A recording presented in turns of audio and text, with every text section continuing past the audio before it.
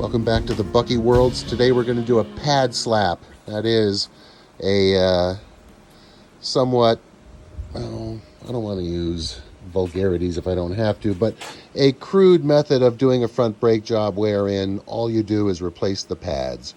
No turning of the rotor, no replacing of the rotor. There's no brake pulsation in this thing. The rotors look good. They're not grooved in any way. So I think a pad slap will work just fine. Gonna get help from Rhymewish. This is Boss Lady's car, a 2019 4Runner Limited. Got about 70,000 miles on the clock. And we're just doing a Toyota OEM pad slap. Replacing the original Toyota pads with a set that I bought mail order on the internet. First thing we're gonna do actually, gonna loosen the cap to the brake fluid reservoir, so that as we squeeze the front brake pistons back into place to make room for the new pads, the fluid will have somewhere to go. So first thing there is just to loosen that up a little bit, like that. Gonna chock the wheel, rock the wheel. I got the e-brake set. We're gonna be working over on this side. So got the other side chocked.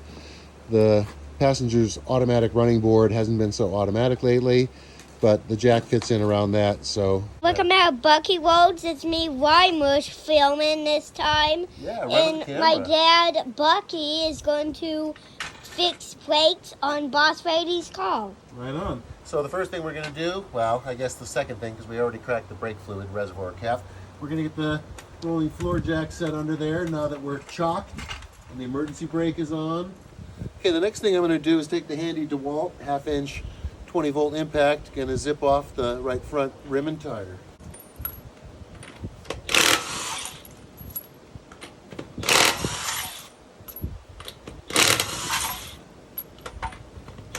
Okay, the next thing we're going to do is pop these spring clips off, and then we're going to pry back the pads, push the caliper pistons back, spread that open, make room for the new thicker pads to fit in there.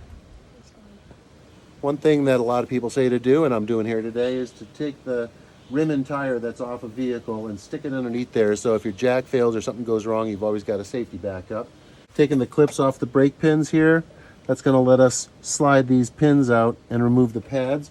I'm also using a pair of channel locks to squeeze the pads and the pistons back a little bit, because the new pads are thicker and you got to make room for them. And at some point I'll use a screwdriver to do that too. All right, the pins slid out super easy. Didn't even need to use a tool. They just popped right out of there once I took the spring tension off them. One of the pads has a screecher, one does not. Okay, so the outboard is not. You can see here, this new one's got a screecher built in there. So looks like that'll be the inboard. And here we've got the new pad next to the old outboard. Let's see if that'll slide right in. Oh wait, looks like we might have a, metal insulator that goes on the back, like so.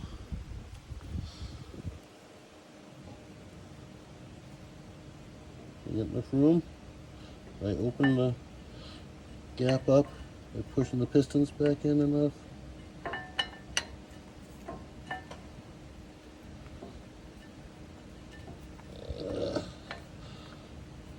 Not quite, huh?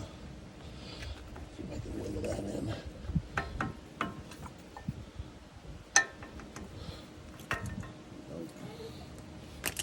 Got the outboard pad with its little metal insulator in place. Here's the inboard.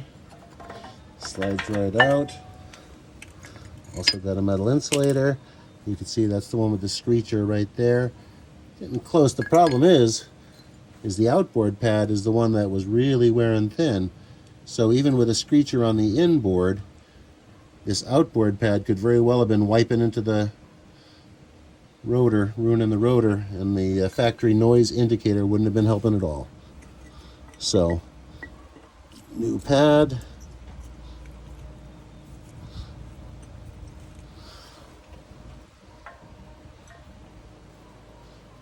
the stainless insulator sheet. I guess that's for heat, for noise.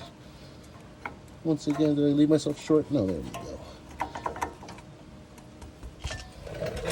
Alright, I got the new pads slid in along with the metal insulators. Now we're going to get the pad pins back into place. Oh, that's not it. So the top pin is in. That doesn't have any other parts to worry about, but the bottom pin goes in. You've got to get the spring in place first. I bought new springs in advance of this job. Again, off, who is it? Price LeBlanc Toyota in Baton Rouge. Gave me a good price for new pads, new springs. So we had them shipped on up to Alaska here. Pins in. Alright, so next I've got to take this other spring, and that's going to hold these pins in place back there. Okay, the pad pins are back in, new pads with the old stainless steel insulator. The pad pin retaining spring there and here in place. Actually, I guess that's more of a spreader. This is the one that holds them in place. Make sure on disassembly you take pictures and note the position of springs so that everything goes back together nice and neat. So all that's left on this job is to get the wheel back on and torque the lug nuts. Left front pads are basically the same as what you just watched on the right side now, so I didn't film that. Make sure you pump the brake pedal a few times before you try to drive off. Otherwise, there'll be play in between the pads and the rotors because the caliper pistons are still pushed back into the calipers. So you want to make sure you pump that pedal a couple of times once everything's done before you drive off, just to make sure you got your brakes where you need them.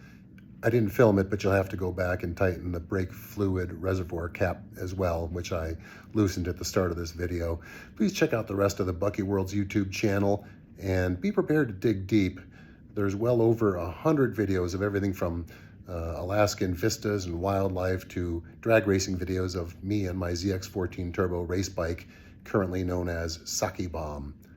And as we get into summer, there will be many more videos from Alaska Raceway Park. Please share, like, and subscribe, and come on back for more good stuff at the Bucky Worlds.